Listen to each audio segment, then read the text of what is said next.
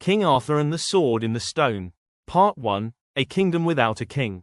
The wind howled over the rolling hills of ancient Britain, a land torn by chaos and ambition.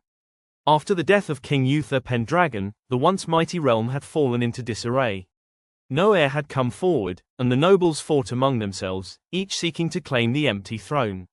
Villages were raided, crops were stolen, and the common folk lived in fear. The land cried out for a leader. It was during this time of uncertainty that a strange and miraculous event occurred in the heart of London. One cold winter morning, a heavy mist cloaked the cathedral courtyard, and when it lifted, there stood an anvil resting atop a block of solid stone. Embedded in the anvil was a gleaming sword with a golden hilt encrusted in jewels. Upon the blade, ancient letters shimmered, "Whoso pulleth out this sword from this stone and anvil is rightwise king born of all England." News of the sword spread like wildfire. Nobles and warriors from all corners of the land journeyed to the cathedral, each eager to prove his worth. Strong men, armored knights, and even distant princes grunted and strained to pull the blade free, but not a single one succeeded. Part 2. The Boy Called Wart. Far from the capital, in a modest castle nestled near the Forest of Dean, lived a young boy named Arthur. He was called Wart by those around him, for he was no one of importance, or so it seemed. Raised by Sir Ector alongside his son Kay, Arthur performed chores, cleaned the stables, and fetched wood for the fire. He was kind-hearted, curious, and humble, never knowing the truth of his origin. Kay was to be knighted and compete in the royal tournament in London. Arthur accompanied him as his squire, eager for the adventure.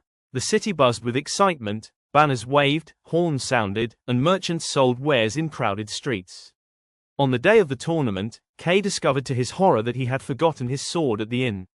Furious, he barked at Arthur to fetch it. The boy ran through the streets, but the inn was locked tight. Desperate, he remembered the mysterious sword in the stone he had passed in the cathedral square. With innocent resolve, Arthur approached it. There was no crowd now. Snow fell gently over the courtyard as Arthur laid his hand on the hilt. He felt a strange warmth course through him, like sunlight piercing a cold morning. Without effort, he drew the sword free. Part 3. The Doubts and the Truth. When Arthur presented the sword to Kay, the young knight recognized it immediately. "This is the sword from the stone," he exclaimed. Sir Ector, upon hearing this, demanded they return to the courtyard. There, in front of a small gathering of knights, Arthur placed the sword back into the anvil. One by one, the strongest among them tried and failed to draw it again. Then Arthur stepped forward and, with the same quiet grace, pulled the sword free once more. Whispers spread. "He is but a boy," some sneered. "This must be trickery." Yet others saw the truth in his eyes, honesty, courage, and humility. Merlin, the ancient wizard who had watched from afar, now stepped forward. "This boy is the true son of Uther Pendragon," he declared. "Hidden from the world to protect him, raised in secret, but destined to rule." The nobles argued, fought, and tried to test the boy further. But each time, Arthur succeeded, and none could deny the will of the sword.